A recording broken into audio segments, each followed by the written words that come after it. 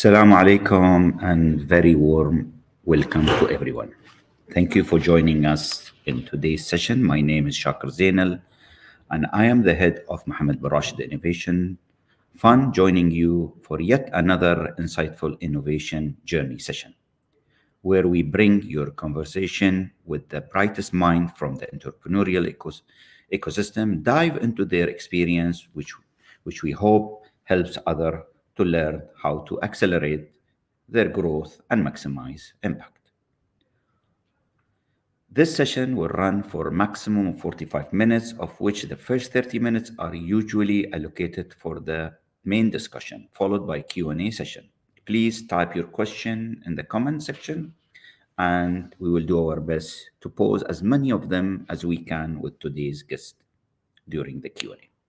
Moving quickly to our guest for this episode, I'm extremely pleased to introduce His Excellency Dr. Tariq bin Hendi, Senior Partner at Global Venture. Dr. Tariq's journey has been about bridging the gap between West and East, monitoring and investing in the innovators of tomorrow, with a distinguished career spanning leadership role at G42, Abu Dhabi Investment Office, Emirates NVD, and more. He is uniquely positioned to offer actionable insight to the entrepreneurs on the investment landscape. Let's extend a very warm welcome to Dr. Tariq. مرحبا دكتور. Marhaba. Thank you, Shakir, for that lovely introduction. I appreciate it.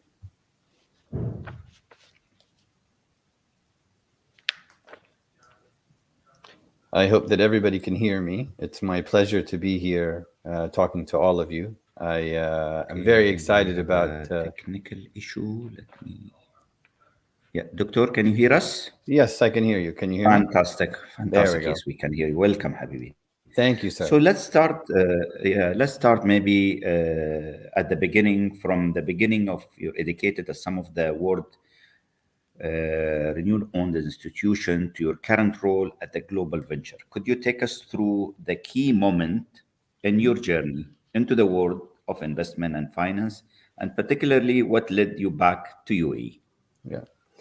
So, look, thank you very much for having me. For those of you that didn't hear earlier, very pleased to be here. Very excited about what Mohammed bin Rashid Innovation Fund is doing and all of the activities. And for me personally, MBRIF is one of the reasons why I'm back in the UAE, right? When you look at these types of initiatives, and I'm very blessed in that the time that I graduated from university and I came back to the UAE was when we really started to see this huge J curve in terms of growth, acceleration across multiple industries and sectors, because the ambition was that we needed to diversify our economy and that we needed to turn the UAE into more than just a hydrocarbon-based economy. And so a few of the key inflection points in my career was, one, just the rapid rise in growth and determination from our government when I graduated university happened to coincide with that. And so we were thrust as young Emiratis, old Emiratis, and all of the, expats and community that were here were thrust into this massive, essentially an experiment of growth and how we could diversify the economy. And so I was very blessed to be part of that journey. Was then asked to move to the US by Dubai Holding to go and work in the office in the US. And really the first key inflection point there was the financial crisis. And so that taught a lot of people a lot of very valuable lessons in terms of growth with governance, right? The moderation, the requirements that you needed. And so I spent time in the US, then in Europe, moved back to the UAE, which was another inflection point for me in terms of shifting from Dubai to Abu Dhabi and seeing the initiatives in Abu Dhabi. I then pursued my PhD, which led me down the path of economic development and labor markets and so on. And then was asked by the leadership in Abu Dhabi to come in and run the Abu Dhabi Investment Office. And that was a substantial inflection point for me because it was access to a lot of the forward thinking, ambition, the leadership and so on, but was very reminiscent of what was happening in the early 2000s, late 90s, early 2000s in Dubai and the growth. And so I've been very privileged that timing has worked in my favor, right? But that also we are provided with a lot of opportunities as Emiratis as well as the entire community to really build and grow something. And through that entire career of I found myself at Global Ventures where I was able to take the private sector experience, the quasi government experience, and the direct government experience, put them all together, and now help startups, entrepreneurs, founders, people looking to relocate to the region to grow with understanding the nuances in our market. And I find it extremely satisfying to be in this position to be able to do so.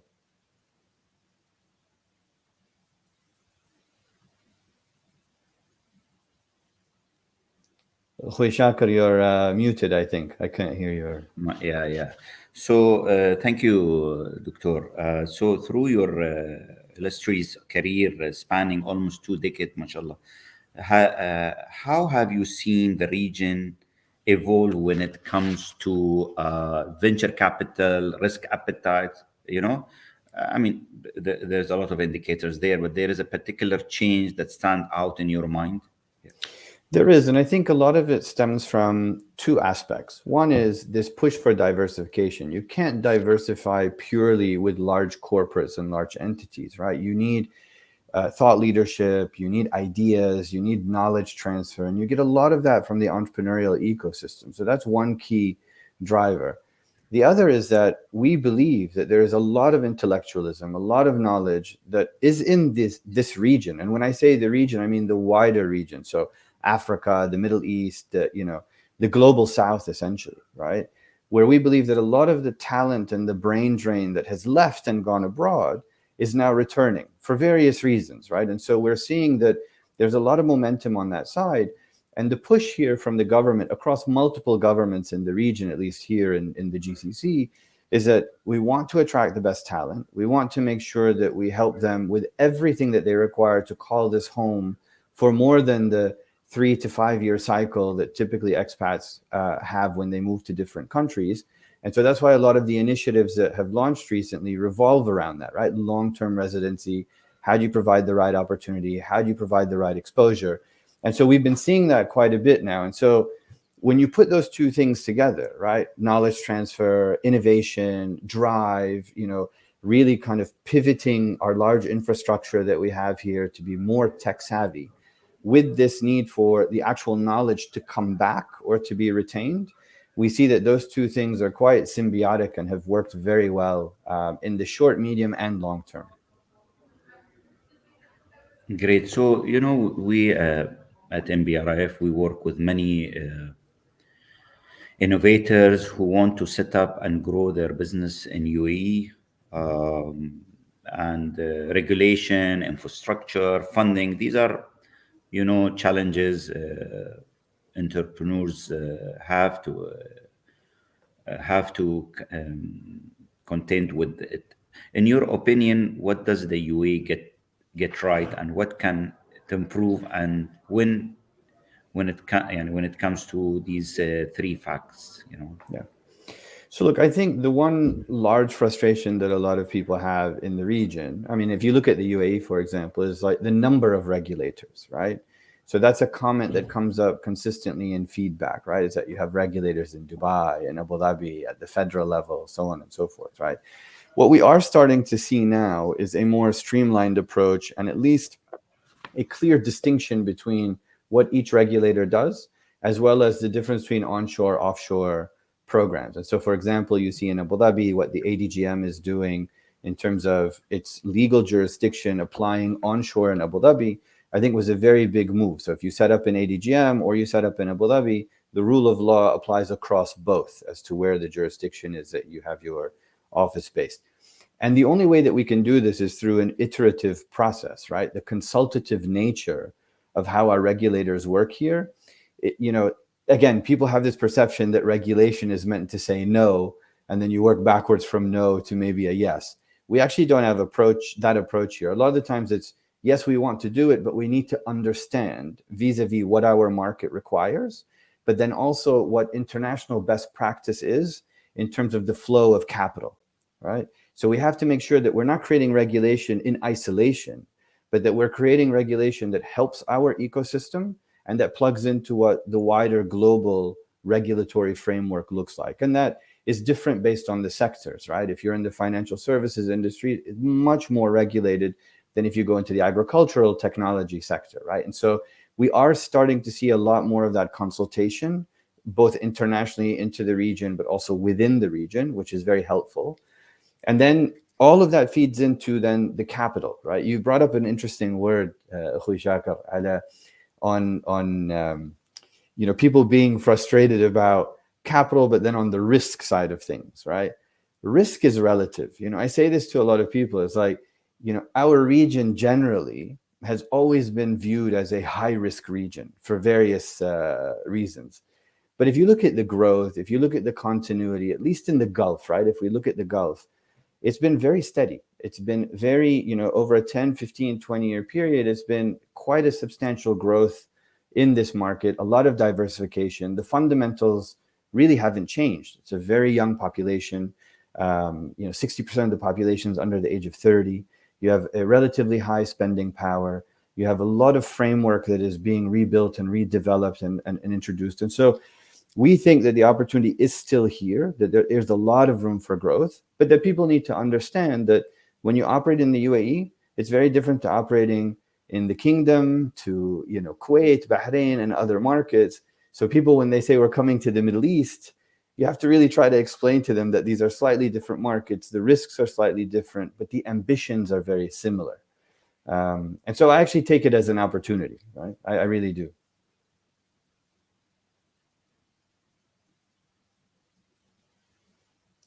صوتك أخوي شاكر. I keep keeping it on mute because I have people around me. So, so you have been a strong proponent of the de-risking of the economy to enable innovation to strive in UAE. So, could you maybe shed some light on the active measures that UAE have or has taken, both presently and I'm sure future also, to make this possible. طبعا I'm sure there's a lot, but I mean we wanted to. I mean every day we keep hearing new things happening in UAE, alhamdulillah. So I'm sure maybe from your angle, how do you see it? Yeah. So look, I'll take the one that I think is most relevant to a lot of companies, at least that are growing in the UAE. When they come and they say, look, we're trying to grow in the UAE, but it feels very saturated. It feels that, there's a lot of people operating in the UAE, all competing for the same business, right? What I always used to pitch, even when I was at Abu Dhabi Investment Office or wherever I've been in my career, where I'm dealing with, international folks that are looking to expand here, or homegrown companies that are looking to grow, is that you base yourself in the UAE for access to the wider region and for countries that are within an 8 to 10 hour flight, right? We cover about, half to not 2/3 of the global population within that flight time, right? And so what we're doing as the UAE government, which is very interesting, is that we're coming up with a lot of these economic free trade agreements, right? So the UAE just announced recently, just last week, I believe, that we have one now with Kenya. And so these are important because what it does is it solidifies the UAE's ambition as being the conduit to business between East and West. Is when you have these economic free trade agreements, it deals with everything from duties and taxes and so on, so that when you do build yourself in the UAE, you can grow internationally into these various markets, and you have an ease of doing business component that's very helpful. Now, that's one side of it. When you look at some of the other regulations in terms of how do we make businesses easier to do, one of the big things that has changed here over the last few years, right? One is the introduction of VAT and corporate taxes. But the other one is, and that, by the way, is an institutionalization exercise, right? Now, when a company has to report, they have to be institutionalized to be able to report. And so that lends to longevity as it relates to the ecosystem and the business environment that you're trying to create. But then another important aspect to that is, as you are growing in the UAE and as you are looking to do things, ownership of your business, right? The UAE recently changed the laws to where someone can own 100% of their business, depending on the sector, without needing a local partner. This is a huge shift in the wider region in terms of ownership of businesses, and this is quite substantial. the ability to live here long term, right? The ability to have a visa to stay in the country, similar to what a green card process would be like in the US, where it's not tied to employment, but it's tied to you as an individual and your potential in the market here, right? So a lot of these core fundamental changes, and there are more on the way, right, are leading to this ease of doing business, the lifestyle component to having people here long term. But I do accept and I do acknowledge that there are still things that can be fixed, right? There are still areas that can be worked on. For example, if you want to have access to some of the large corporates here in the market, sometimes it's very challenging to get access to them, not because they don't want to engage, but because everyone is trying to get access to them. And this becomes where you have to be very strategic as you move through the ecosystem here and how you grow. And this is not unique to the UAE, right? So I want to say this because people say, oh, it's very hard to do business in the UAE sometimes. Unless you know someone, it's very hard to grow. If you take a look at any of the companies globally that have been very successful, or startups that have been very successful, very seldom is there someone that doesn't have access to someone very important that they're either related to, or that they've had unique access to that others don't get, that haven't supported them on their growth journey. We are actually trying to stop that. We're trying to make it as simple for everyone to come and build, so long as you are building constructively towards the ambitions that we have here as an economy. Great. So whether they are, let's say, those companies are homegrown venture or business looking to, let's say, to set up base in the UAE, what advice would you offer to early stage entrepreneurs about maximizing the opportunity available in the UAE, particularly in terms of, I think, building a very strong and good relationship with potential investors, or securing the necessary capital to kickstart their venture? Yeah. Look, it's a great question. It's also a question that someone has asked in the comment section, and it feeds well into this kind of notion about how do you differentiate when you have great technology, right? And when you have great ambition, but you're just starting out. I think the first key thing that you need to do, and I'm actually quite surprised that a lot of founders don't actually understand the market when they come into the market, right? They come in with the basis that I'll set up my business, I'll start to grow, I'll look for an investor, and then I'll try to understand the needs. I know it sounds silly that I'm actually saying this, but you'd be amazed at how many people go, oh, I didn't realize that that was the reality, when they're 9 months down the road already. So I think the first thing that they need to do is, one, find the strategic investors in the market. They're not that difficult to access. They're not that difficult to find. And I know a few people may be raising an eyebrow as I say that, but I genuinely see the way that, from a hospitable nature that we have, that accessing people is not difficult. It's accessing people and being able to put in front of them an idea that they believe is bankable, an idea that they believe has merits and has kind of legs to it, right? And so, one, understanding the market is massively important. Two, understanding the trajectory that you want to go in is also very important. But three, what people are looking for today, beyond just great ideas, is they want to understand that that you have to institutionalize your business, even if it's at a very early stage. So you might have a fantastic aspirational leader that's got a great idea, who doesn't have a CFO or a COO. That's a very hard business or platform to back. Now, it doesn't mean that you don't have investors that won't take a chance and then provide support through the ecosystem that they have, but it's a very key fundamental thing that I think people need to understand. The other thing is that I think is important is that understand the benefits that exist here and understand what it really requires to receive those benefits. An example of this is at the investment office. When I was there was a perception that if people came and spoke to you, that they automatically qualified for the program. And that's not how it works, right? You really have to go through a process similar to what you would do in Singapore or Berlin or London or any of these other markets where you need to qualify. The government has essentially been the Y Combinator for the startup ecosystem here, right? And so the government has to ensure that it's able to support those initiatives and those companies that make the most sense going forward. But you can't bet on everyone, right? And so what you have to do is provide an infrastructure that allows for people to access all of the various programs, which is what we've done. And I'm very happy to share that information through MBRIF at some point with people that are on this call. But there are a lot of initiatives that are there. There's a lot of support, and there are various ways to access that. Great. So, I mean, again, this is a very powerful word. I mean, resilience.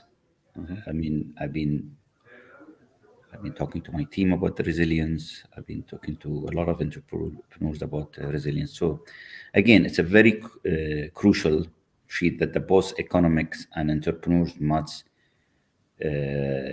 cultivate. So, what advice do you have for founders who are looking to scale or adopt the right business model to ensure sustainable growth? Information,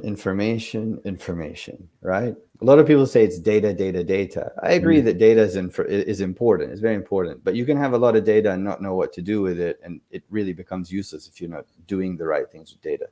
But information is priceless. And what I mean by that is that I speak to founders quite frequently who say, look, we're building this. We're the only ones that are doing this, right? And this is what we believe. And I actually know that they're not the only ones that are doing it, that I've actually spoken to 4 or 5 other people who are actually not that far away from the offices that business, inhabit, who are doing something very similar. So when an investor feels that you don't understand the market or that you're making claims that you can't substantiate, it's like any other jurisdiction. It's going to be very hard to then persuade them to support you post facto, right? And so I think information is key. Know your market. If you don't have access to that information, talk to some of the venture capital platforms, because we do have a lot of information. We can share with you what peers may be doing, what competition is doing, what the international business community is going to potentially be doing here. But more importantly, we have a lot of access to what the incumbents are doing. When Etisalat announced itself, its rebrand as EAN, and they moved from a telco to a techco, there was this big push for everyone to jump in and say, now we can get them to fund us, without actually understanding what that transition for EAN actually meant, right? It's how do you use the infrastructure that EAN has built to support companies within that domain to grow. And so I would get people in the ag tech space, in the space exploration space, that would ask me for introductions to EAN. And I'm like, I think that maybe 2 or 3 stages later, everyone, right? That's not really where it is today. And so we do have a lot of advice. There's a lot of ways to approach this, but I think that it's really information and knowing what you're talking about is important. Great. So, I mean, so how has your own approach to investing venture capital changed over the years? Do you look for different factors that indicate success in a founder or startups? Has this evolved or remained the same? The challenges are changing. Yes, So a lot of things are changing a around. lot of things are changing. And I Yeah. think what the important thing here is, how do you drown out the noise, right? Sometimes there's a lot of noise. If you look back just 3-4 years ago, everything was blockchain. Then everything became crypto. Then everything was AI. Now everything is Gen AI, right? There are merits to each and every one of those. But if someone comes in and plays, I'm going to pitch a VC an idea, and I can basically play bingo with keywords that they're going to give to me, then I have doubts about the actual infrastructure that they're building, and more about them just running with a fad, right? The way that I look at this is, and the way that we as a venture firm, as Global Ventures look at this, is we take, at a point in time where we are today, we look at the sector and where it was 5 years ago in the region and then globally, and we try to understand that from 5 years ago to today, what has the traction been? How much noise is there?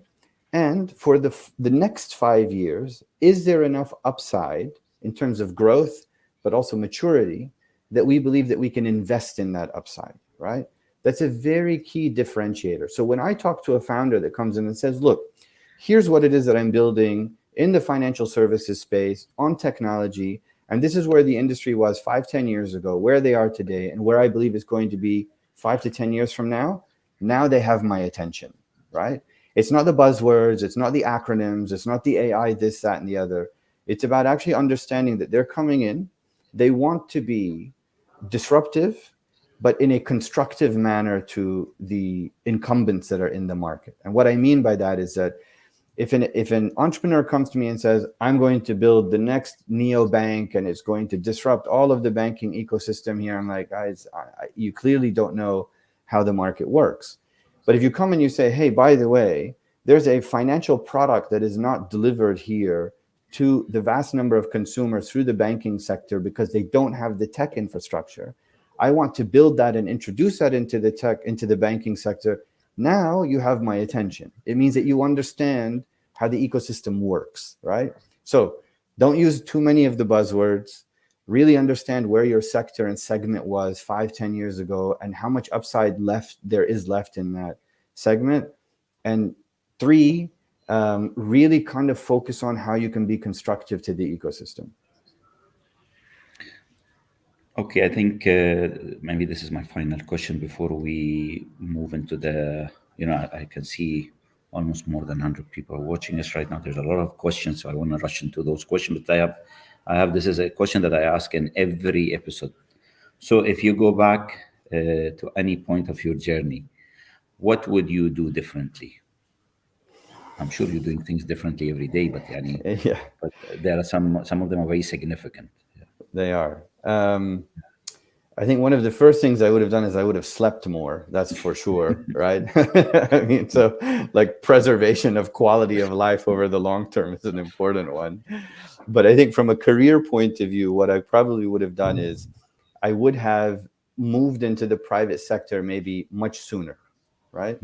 And perhaps maybe even started with the pure private sector, right? To really kind of understand how it is that they think and to understand that corporate structure and what bogs down large corporates. Because I believe that large corporates and startups are not dissimilar in terms of the issues that they face. They just face them at a different scale, right? And it's the same for like academics and bankers, right? I think about, academia and banking, it's all the same, right? They have the same type of egos, they have the same type of ambitions, they have the same type of need to be heard. The only difference is that they're on the different ends of the income spectrum, right? It's the same for corporates and founders. So for me, it would have been nice to understand how those large corporates struggle so that I could take that and help founders much earlier on, because I've been investing in directly and indirectly into VC for the greater part of 10 years now, to really be able to take that knowledge to them sooner. And I think that probably would have been maybe a 3 to 5 year period I would have focused on a little bit more. But on that, I feel very blessed that I've had the trajectory and access to leadership that I've had so that I can see the ambition that they have and understand the direction that we're moving in. Fantastic. Okay, then maybe let's move to the questions. I can see a lot of questions. Let's put up Mubina's maybe first questions coming from Mubina. What initiatives are needed to attract, retain top talented within the UAE startups ecosystem, and how do you contribute to talent development efforts? So for us, I can talk about global ventures for a minute, and then I'll lace it on top of obviously what the wider UAE initiatives here today. So for us, everything that we do is sustainability linked, right? It's got to provide jobs, it's got to provide access to those that are unbanked or that are really discarded in terms of potential. And so we look at technologies that can help there, and the people that are building that technology and how it is that they can grow both from here as well as there. Now, talent is a tricky one, right? Because you can put as many programs and initiatives in place as you want to attract top talent. But what you have to do is you have to have a high quality of standard of living in the country that you're in, but you also have to have a lot of opportunity. What we've been seeing is actually, if you try to attract just the entrepreneurs on their own, it becomes very challenging. If you try to convert people that are in the corporate world into entrepreneurs and allow them all of the same benefits as being in a corporate in terms of long-term visas and the ability to stay here and raise a family if they want to do so, so on and so forth. It's much easier to retain that talent and grow that talent than just saying we're a haven for entrepreneurs, which we are. And you can see Dubai's ranking is top in the world now, officially. You can see that Abu Dhabi has one of the top 15 incubators globally. So there's a lot of things that are working in that direction to support that. But also what benefits us is that there's a lot of chaos in the world today, right? 50% of the democratic world is electing new leadership this year. And frankly, when you look around, you look at a lot of the complications in some of these places, they're not as inviting to people. And I want to stress something, Sashaka. I remember once when we announced that the year of tolerance here in the UAE, there were a lot of journalists globally that made it a point of going after us by saying, see, they need a year of tolerance because that's how intolerant they are, right? We as a nation.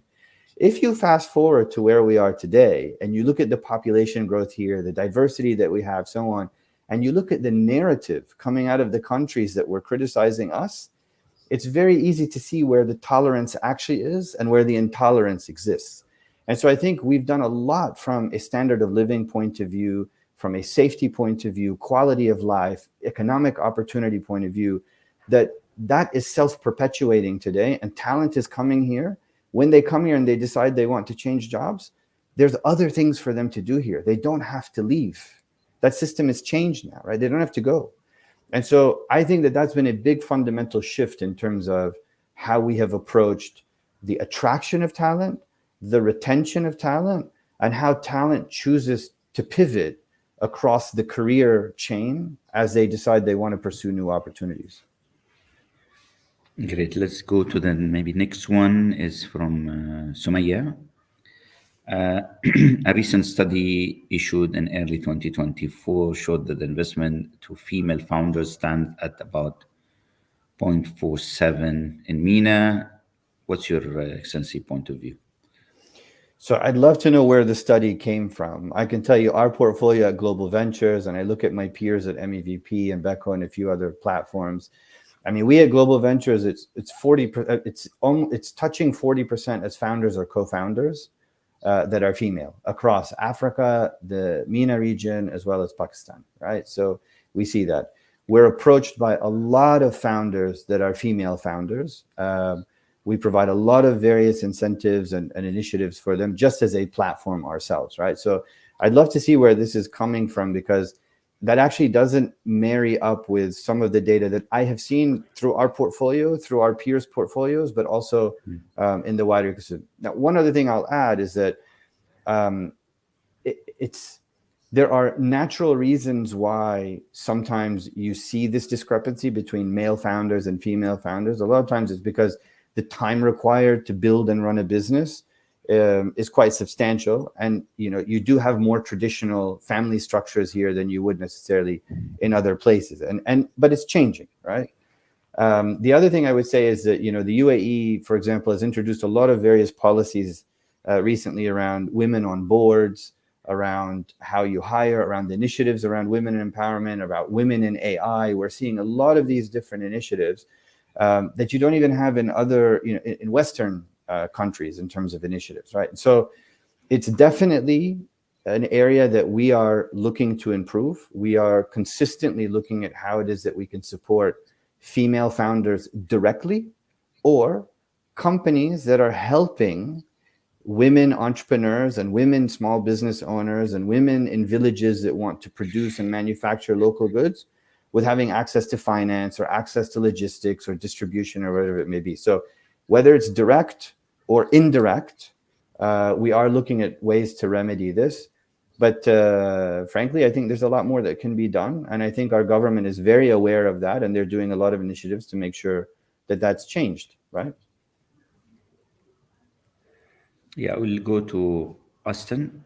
What tactics do you employ to continuously educate yourself and your team on new technology and market dynamic, ensuring that your investment decisions are formed and adaptive? Again, information. We, as a platform, over the last 6 years, have looked at about 25 to 26,000 companies.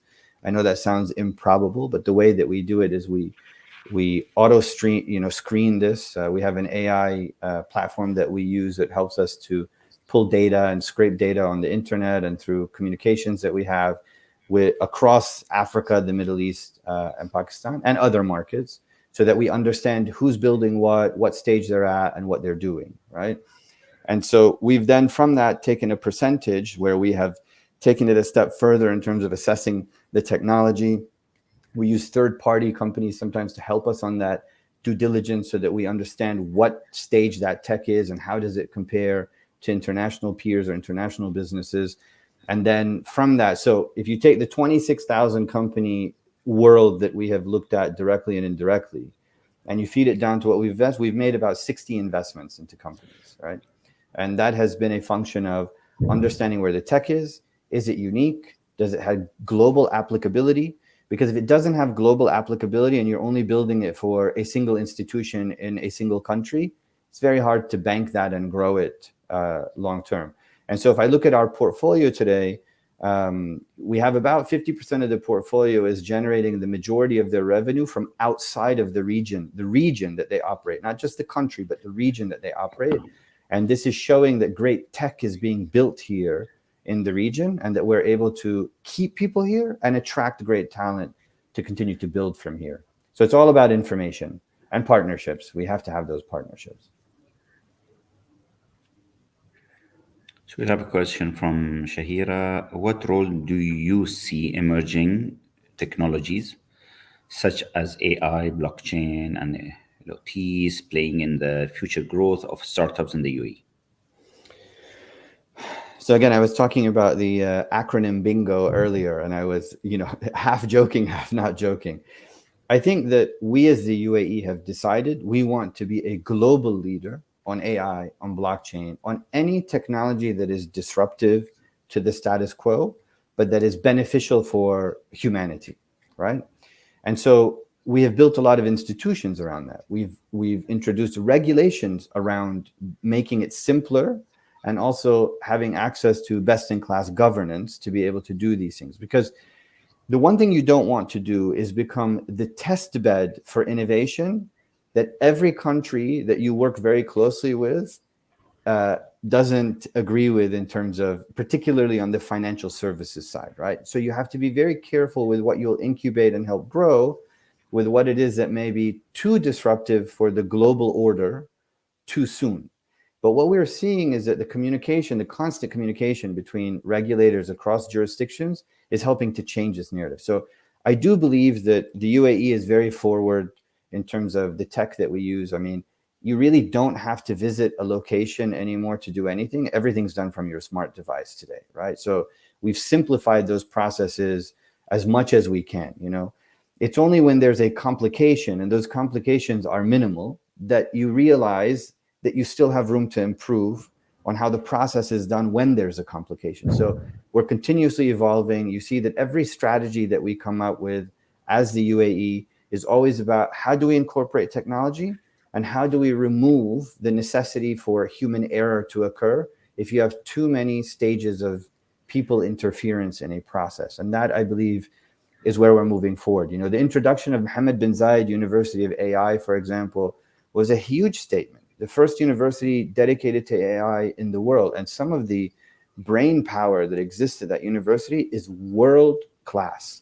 And they've come from all over the world to kind of lead that initiative so that we understand things. And I will highlight something. IHC just this morning announced that one of their new board members is an AI bot, essentially. And that AI bot is going to be an additional board member that reviews everything that management does. It'll consolidate across global best practices and initiatives and so on, and provide risk assessments and provide potential upside discussions. It'll provide alternatives. So it's fascinating to see how we're bringing that in and incorporating it even at large publicly listed entities, right? So experimentation is going to be key across large incumbents, and it's only going to be driven by the startups and the founders here that are willing to participate. Fantastic. Let's go to Rami. How do you intend to enhance the efficiency of reaching out to valuable partners, especially considering that many startups including ours, often prioritize partnership over seeking funds? We have found it's challenging to connect with entities such as ministries, and we're keen to explore strategy to improve this outreach process. Yeah.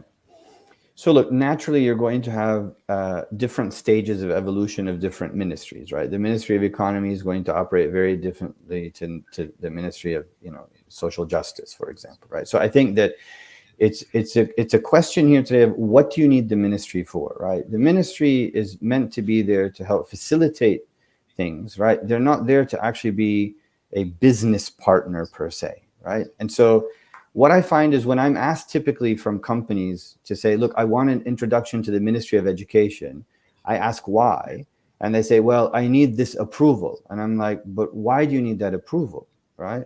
They're like, well, that's the only way for us to function. I'm like, well, actually, that's not true. Have you approached the schools? If you approach the schools and introduce it through the schools and ask them to test it from a POC point of view, you can use their license that they have with the ministry to be able to do that, right? So there are various other ways to do it. And we do this. We build these charts out for companies to show them that actually you don't necessarily need to go to the ministry. Now, in some instances, you do. It can be, I would say, take longer than some people would anticipate. But you have to imagine that these ministries are working on complete changes and large scale shifts of our economy, of our standards, of our governance. And so sometimes it's hard to get the time that you need as soon as you need it. But I have not found a single minister or undersecretary or senior management within these ministries that is reluctant to talk to the ecosystem to understand what is happening. They need that information as much as you need the access. And so it just becomes a question of how do you position yourself and what kind of strategic partner or investor do you have that can get you access to that? Yeah. See, at Mohammed Baraj Innovation Fund, I don't know. I mean, if Rami can connect with us, let's see what we can do to connect him to the right ministry. Okay, let's go to Olga. So, can you recommend, please, a specialized VC fund that would be interested in an ethical AI and robotic management system, also with a social sustainability focus? Okay, there's a lot to unpack in that question, Olga. So look, it's probably easier if you just contact me directly. I can be reached on LinkedIn or through my peers at MBRIF. Happy to then kind of break this down. Look, if you ask for a specialist VC fund around all of these components, it's probably going to be challenging to do that. But I don't think there's any specialist VC fund that will do this. What you need to look for is if your approach is social and sustainability focus, right? Then you have certain parties. I'm happy to talk to you as Global Ventures, right? We'll have that discussion with you. The ethical AI and robotics management component then becomes the actual, this is my business, right?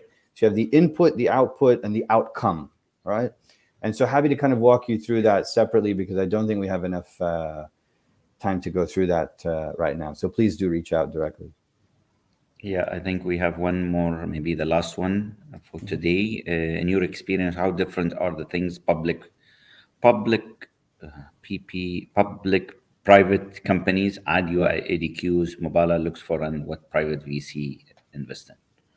So here's something to understand about the way our ecosystem works. Our government operates much faster than the private sector does, right? The ambition is much greater and faster than the private sector, right?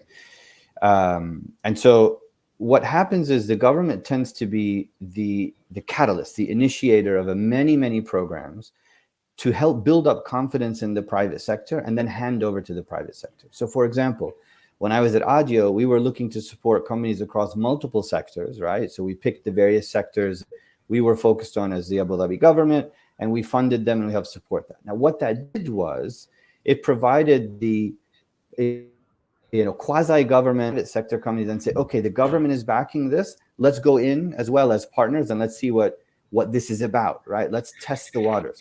So family offices dominate the private sector here, right? So family offices would come in and say, hey, look, we noticed that you invested. Why did you invest?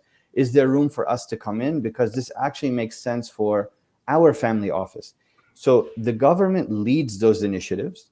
The quasi government companies, right, will come in and exponentially help them grow, right, where they see the potential and they've run POCs that make sense. And then the private sector comes in and then hopefully institutionalizes that as part of your general economy and how it runs. And so it's always interesting to see that from a government point of view, how we initiate that. Private VCs are happy to take the risk early on in the same way that the government does, but they need to make sure they have clear line of sight of your governance, your idea, the market that you're looking for, and that you've looked through past, present, and future for your business. Fantastic. So, Doctor, I think that seems to all what we have today. طبعا very interesting. Thank you. Fantastic insights. I mean, we run out of time.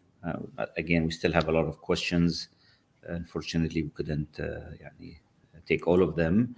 Doctor, thank you very much, Dr. Tariq bin Hendi, for your valuable and generous insight. And inshallah, I request everybody who was on the call today or attending this episode that I hope they enjoyed it. It was informative, and definitely we'll regularly have those episodes coming up. Please keep an eye.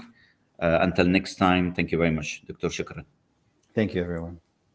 مع السلامة. مع السلامة.